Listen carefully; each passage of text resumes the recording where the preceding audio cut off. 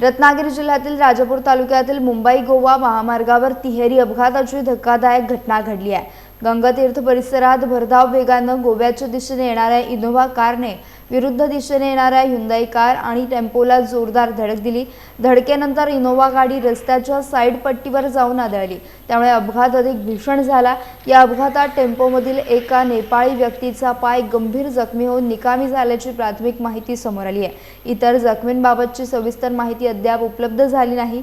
अपघाताची माहिती मिळताच स्थानिक नागरिकांनी तत्परतेने मदत कार्य करत जखमींना तातडीने रुग्णालयात दाखल केले। पोलिसांनी घटनास्थळी धाव घेत अपघाताचा तपास सुरू केला असून पुढील चौकशी सुरू आहे। काल सकाळी पहाटे एक क्रेन नेणारी ट्रक पलटी झाल्यामुळे चालकाचा ताबा सुटल्यामुळे गोवा मुंबई लेनवर पलटी झाला होता।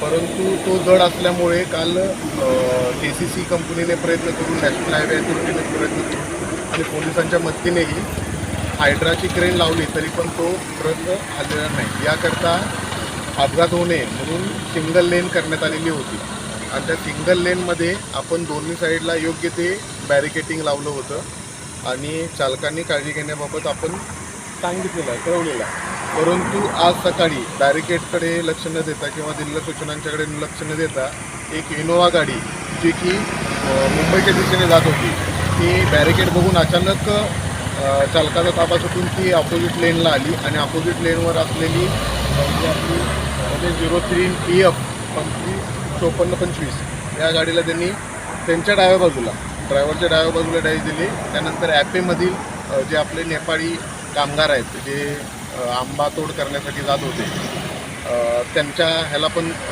धडक दिली। यामध्ये